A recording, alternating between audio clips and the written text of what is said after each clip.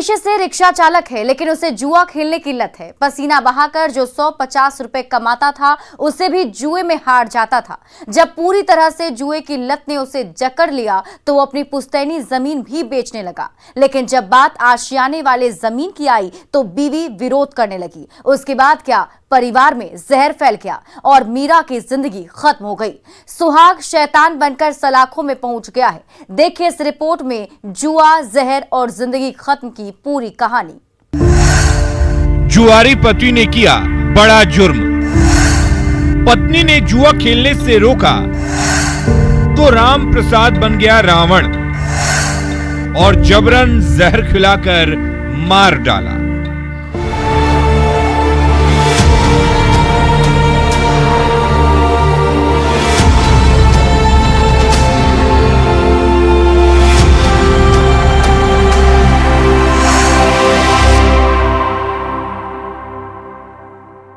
जिस लाल जोड़े में ये महिला कभी अपने ससुराल डोली में बैठकर आई थी, आज उसी लाल जोड़े में लाश बनकर डोली की जगह टेम्पो में मौत की आगोश में सो रही है और परिजन उसे खामोश भरी खौफ निगाहों से देख रहे हैं। लेकिन वो लाल जोड़े में मौत की नींद सो रही है, जिसकी कल्पना उसके परिजनों ने सपनों में भी नहीं किया होगा। लेकिन जुआ खेलने की जिद ने उसकी जान ले ली, जिसका ये बार बार विरोध कर रही थी। जी हाँ, दिल को दहला देने वाली ये डरावनी तस्वीरें बेगूसराय जिले के चौराही ओपी के वार्ड संख्या 9 के एजनी गांव से सामने आई है, जिसके बाद से मृतका के परिवार में चीख पुकार और चित्कार की आवाजें गूंज रही हैं। परिजन पति पर हत्या का आरोप लगा रहे हैं। कहीं मां बिलख बिलख कर रो रही है तो कहीं पिता और भाई सिसक रहे हैं, तो कहीं मृत महिला की बेटी आंसू बहा रही है, जिसकी कल्पना कभी किसी ने नहीं की थी। दारू जुआ खेल कर आया, उसके बाद दारू पी कर आया, उसके बाद खूब मारा। उसके बाद मारने के बाद मेरी दीदी भी गरम गरोज किया होगा। उसके बाद वो जहर लेकर आया, उसके बाद जहर उसको पिला के उसके बाद वो घर में छोड़ के उसके बाद वो घूमने चले गया। जब ये उल्टी करने लगा तो मेरी भांजी उसको देखा तो फिर सब हल्ला किया। उसके बाद अपने पापा को भी फोन किया कि मेरी मम्मी उल्टी कर रही है। तो फिर वो आया तो उसके बाद ये डॉक्टर कन ले गया और डॉक्टर कन के ले गया। वहाँ का लोकल डॉक्टर बोल दिया कि ये नहीं बचेगा। उसके बाद बेगूसराय लेकर आ रहा था। बेगूसराय कर रही थी, बहुत उल्टी कर रही थी ना, हमको बहुत मतलब कि बहुत बदबू आ रहा था। तब मम्मी को उठाए, पापा को फोन किए, जल्दी जल्दी पापा आए साइकिल पे के। तब मतलब कि रिक्शा पर बैठा के जल्दी जल्दी चौराही ले गए। चौराही से वहाँ पर भी नहीं हुआ, पैसा रुपया पापा रुपया नहीं दिए थे, इसीलिए जांच नहीं किए थे। तब जाके वहाँ एक अम्मा गया, एक अम्मा बहुत बहुत पसीना चिरा था, इसीलिए मतलब कि उसी रास्ते से बेगूसराय आते थे ना, बस। सही सुना आपने। इस खौफनाक वारदात के बारे में बताया जाता है कि एजुनी गांव के आरोपी और मृत महिला मीरा देवी का पति राम प्रसाद साह, जो पेशे से रिक्शा चालक है, उसे शराब और जुआ खेलने की लत लग गई थी। वो जुए का इतना बड़ा आशिक है कि वो जमीन बेचकर उसी पैसे से जुआ खेलता है और शराबबंदी वाले बिहार में शराब के नशे में झूमता रहता है, जिसे लेकर घर में अक्सर पति पत्नी में विवाद होता रहता था। मृत महिला की बेटी ने बताया कि उसका जुआड़ी बाप राम प्रसाद अब तक 15 कट्टे जमीन को बेच डाला है और शराब और जुए में उड़ा दिए। उसके बाद उसकी नजर उस जमीन पर थी जिस पर सभी का आशियाना है। उस जमीन पर आरोपी राम प्रसाद ने 54,000 रुपए ले रखा है, जिसकी भनक उसकी बेटी अमृता को लग गई। उसके बाद उसने अपनी मां मीरा देवी को बताया। जानकारी के बाद जब मीरा ने विरोध करना शुरू किया तो राम प्रसाद सुहाग से शैतान बन गया, पत्नी के साथ मारपीट की। उसके बाद यही सिलसिला कुछ दिनों तक चलता रहा। सोमवार को भी इसी बात को लेकर पति पत्नी में विवाद शुरू हो गया। उस वक्त बेटी घर पर नहीं थी, जिसका शैतान राम प्रसाद ने पूरा फायदा उठाया और मौका देखकर अपनी पत्नी मीरा को जबरन जहर खिला दिया और घर में छोड़कर चला गया। जब बेटी अमृता ट्यूशन से घर लौटी तो देखा कि उसकी मां बेहिसाब उल्टी कर रही है। उसके बाद उसने अपने पिता को फोन कर जानकारी दी, लेकिन उसने अनसुना कर दिया। जब हालात बिगड़ने लगे तो आनन फानन में अस्पताल पहुंचाया, जहां प्राथमिक उपचार के बाद डॉक्टरों ने बेहतर इलाज के लिए रेफर कर दिया। लेकिन अफसोस कि मीरा ने रास्ते में ही दम तोड़ दिया। जीजा है ना, जमीन पर रुपया उठाता था तो मेरी दीदी उस पर विरोध करता था कि रुपया नहीं उठाओ, मेरे 2 बच्चा रहेगा कहाँ। इसी कारण वो है जमीन बेचने के चक्कर में मेरी दीदी को जहर खिला दिया। हाँ, मेरी बहन विरोध करता कि जमीन नहीं बेचो, कि मेरा बच्चा रहेगा कहाँ। मम्मी आई, पापा उधर से जहर मम्मी खिला, बहुत बड़ा सा था सब्जी देने। हम डेली देखते थे कि पापा दारू पी खाते थे, डेली मम्मी को मारते थे, रिक्शा चलाते थे और जुआ खेलते। कि पति के द्वारा जहर खिलाने की बात बताई गई है, क्योंकि पत्नी ज़मीन वगैरह किसी को बेचना चाहती थी। पति और पत्नी में इस बात को लेकर झगड़ा होता था, ऐसा गांव वालों के द्वारा बताया गया है। बट रीज़न क्या था, मोटिव क्या था, इसकी अभी जांच चल रही है। लेकिन जो दोषी पति है उसको पुलिस ने अरेस्ट कर लिया, उसको आज ही जेल भेजा गया। मीरा ने जमीन तो बचा ली लेकिन अपनी जान गंवा दी, जिसका जिम्मेदार कोई और नहीं बल्कि उसका सुहाग राम प्रसाद है, जिसे हत्या की सूचना मिलने के बाद पुलिस ने एफआईआर दर्ज करने के बाद गिरफ्तार कर जेल की सलाखों में पहुंचा दिया है, जहां आगे की जिंदगी राम प्रसाद को काटनी पड़ेगी। लेकिन उन 2 बच्चों का क्या, जिनके सिर से राम प्रसाद ने शैतान बनकर मां का साया छीन लिया है। जुआ खेलने की जिद में जिसकी भरपाई कोई नहीं कर सकता है, जिससे सबक लेने की जरूरत है, क्योंकि बुरी लत का अंजाम आपके सामने दिख रहा है, जो आज से नहीं महाभारत काल से दिख रहा है। महाभारत काल में भी पांडवों ने जुए में द्रौपदी को दांव पर लगा दिया था। कलयुग में राम प्रसाद ने साजन से शैतान बनकर मौत वाला जहर पिला दिया और 2 बच्चों से मां की ममता छीन ली, जिनका आने वाला भविष्य अंधकार में डूबा दिख रहा है। इसलिए बुरी लत की जिद में कोई ऐसा कदम ना उठाएं जो आपको जेल की सलाखों के पीछे पहुंचा दे और परिवार बिखर जाए। न्यूज़ 18 के लिए बेगूसराय से संतोष कुमार के साथ ब्यूरो रिपोर्ट।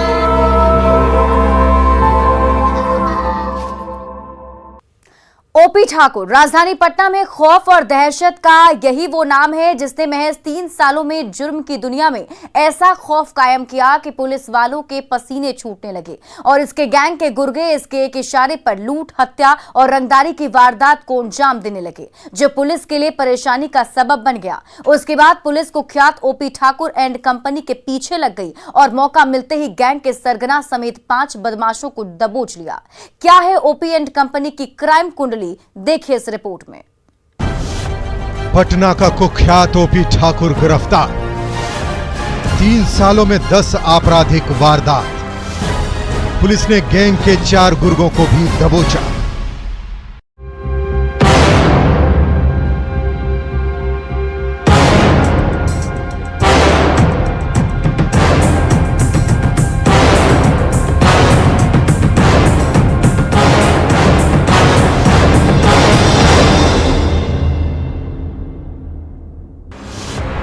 ओपी ठाकुर राजधानी पटना और खांजे कला इलाके में खौफ और दहशत का यही वो नाम है जिसने पिछले 3 सालों से पटना पुलिस की नींद हराम कर रखी थी। 2019 में इसने जुर्म की दुनिया में कदम रखा। उसके बाद से ये हत्या, लूट, डकैती और रंगदारी की वारदातों को अंजाम देता गया। जुर्म की दुनिया में अपना खौफ कायम करता गया और कुछ दिनों में खौफ के धंधे का धुरंधर बन गया और इसने अपना गैंग बना लिया और फिर ये गैंग का सरदार बन गया और इसके इशारे पर इसके 4 गुर्गे काम करने लगे। महज 3 सालों में इसने राजधानी पटना में ऐसा खौफ कायम किया कि पुलिस की क्राइम डायरी में इसके नाम पर लूट, हत्या और रंगदारी समेत कुल 10 मामले दर्ज हो गए। इस दरमियान ये जेल भी गया, लेकिन जेल से बाहर निकलते ही ओपी ठाकुर फिर से अपने गैंग के गुर्गों के साथ खौफ के खेल में जुट गया।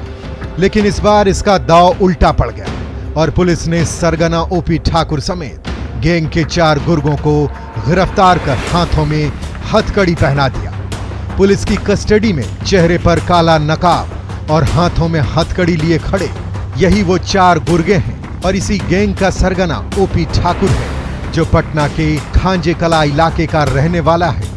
हाथों में हथकड़ी लगी है तो इसके चेहरे पर हवाइयां उड़ रही है, वरना ये कहीं मौत और खौफ की गोली दाग रहा होता, पुलिस को खुली चुनौती दे रहा होता, खाकी की शान में बट्टा लगा रहा होता। गिरोह का उद्भेदन हुआ है, जो कि लगातार बहुत ही सेंसेशनल क्राइम की घटनाएं पिछले 4-5 महीने से कर रहा था। इस गिरोह में कुल 5 व्यक्तियों की गिरफ्तारी हुई है, 5 अपराधियों की गिरफ्तारी हुई है, जिसका सबसे प्रमुख सरगना है गोपी ठाकुर।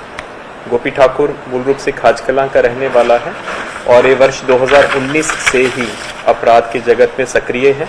पुलिस ने जिन कुख्यातों को अरेस्ट किया है उसमें से नीम घाट खांजे कला का रहने वाला दीपक उर्फ भदई खांजे कला का, राहुल उर्फ राहुल बोरा, विकी उर्फ टिक टिक यादव और बंटी कुमार शामिल है और गैंग का सरगना ओपी ठाकुर शामिल है। सभी को पुलिस ने गर्दनीबाग इलाके से गिरफ्तार किया है।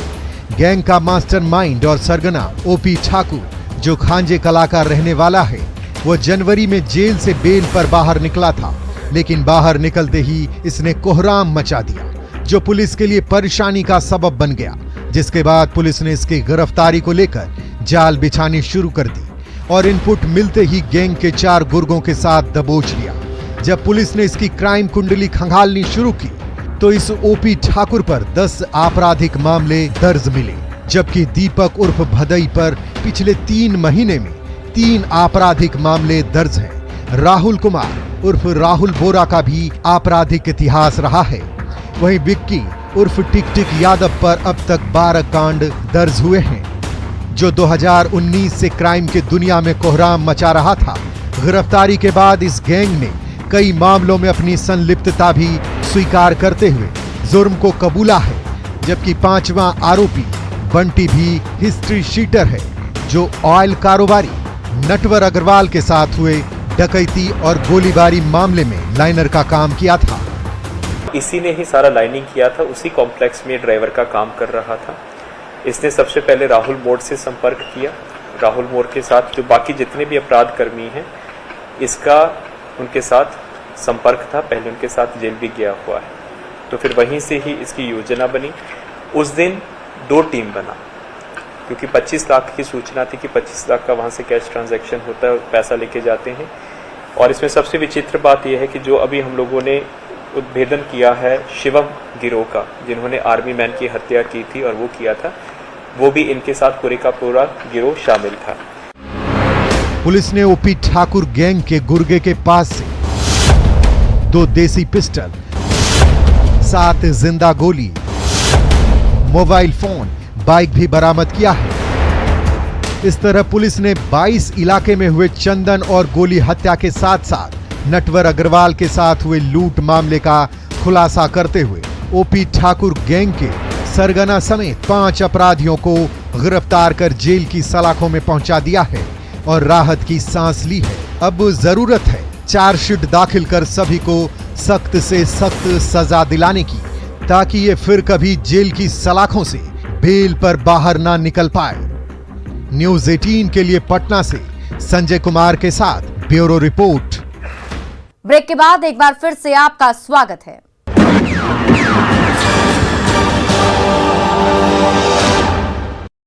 नवादा में एक डिसमिल गैर मजरूआ आम जमीन के लिए दूर के एक पट्टीदार ने अपनी पट्टीदार की जान ले ली। दोनों को सरकार की ओर से गैर मजरूआ जमीन मिली थी। एक बेचना चाह रहा था, लेकिन दूसरा उसका विरोध कर रहा था और उसी विरोध ने उसकी जान ले ली। क्या है गैर मजरूआ जमीन पर खूनी खेल की कहानी, इस रिपोर्ट में देखिए।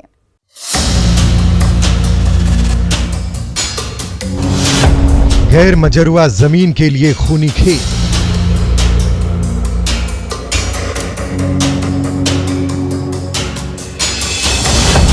शिकायत के बाद भी पुलिस फेल।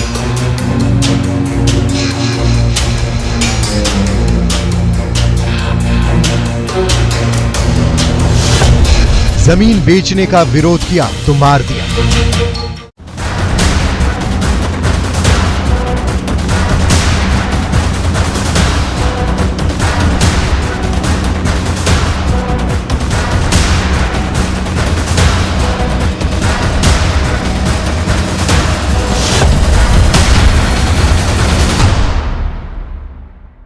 अस्पताल परिसर में फर्श पर मौत की चादर ओढ़े सो रहा शख्स और बाहर छाती पीट पीट कर रोते बिलखते परिजनों की ये खौफनाक तस्वीरें नवादा जिले के कौआकोल थाना इलाके से सामने आई है, जिसे बेखौफ जमीन माफिया ने अपने रिश्तेदारों के साथ मिलकर अंजाम दिया है, जिसके बाद से परिवार में चीख पुकार और चित्कार की आवाजें गूंज रही है।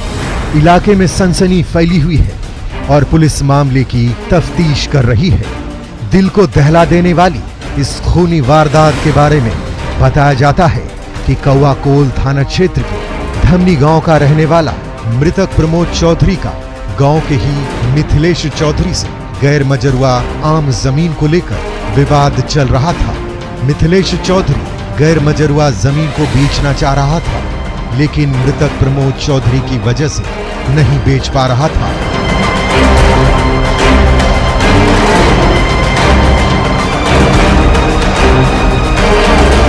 आपकी जानकारी के लिए बता दें, जिस जमीन का बंदोबस्त किसी के नाम से नहीं किया जा सका हो, उसे ही गैर मजरुआ जमीन कहा जाता है।